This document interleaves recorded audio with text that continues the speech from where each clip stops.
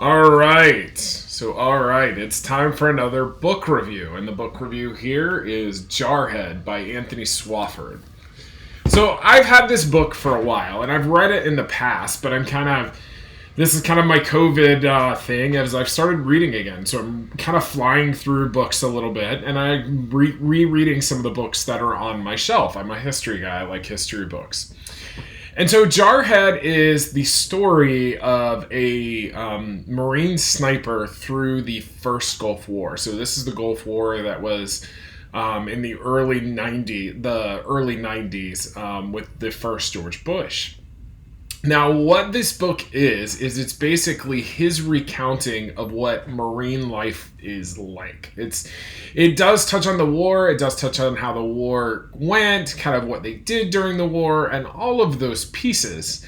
But it also touches on why he got into the Marines and what Marine life is outside of it and what his family life was that got him into the Marines and all those kind of cause and effect things that happened in his life.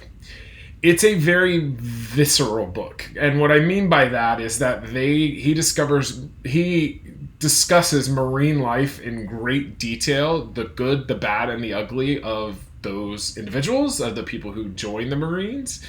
And the Marines are such a kind of elite fighting force in the world that it takes a certain mentality. And so you see that throughout the book, that it's a certain mentality that these guys have. And as they kind of evolve in life, some of them can handle that mentality kind of going forward, while others really struggle with it too. And it talks about kind of what that life really is like. It gets a little extreme. There's lots of cursing in it because obviously you're talking about the Marine life, and sure, there's cursing there, but also talking about kind of their family lives, how they associate with women, how what they kind of do outside of the Marine Corps to make kind of the pain go away is the best way to put it. And you see that in a very visceral form. Now, as you get to the Gulf War and you get to some of the descriptions of the Gulf War, you get this depiction of the Gulf War that is a war won by bombs. That the guys that got out there, they really didn't know why they were out there. Well, they knew why they were out there, but they didn't necessarily agree with the reason that they were out there.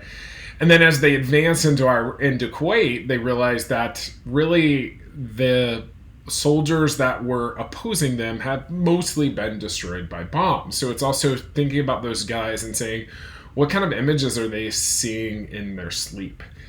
So kind of would I recommend this book? Yes, I think really for me, I think I love seeing that side of history and kind of understanding the people that go into those kinds of conflicts in that way. I wouldn't recommend the book for younger kids, younger students. It's too visceral for that, but I would recommend it for adults as a way to really see what military life, especially modern military life, is like.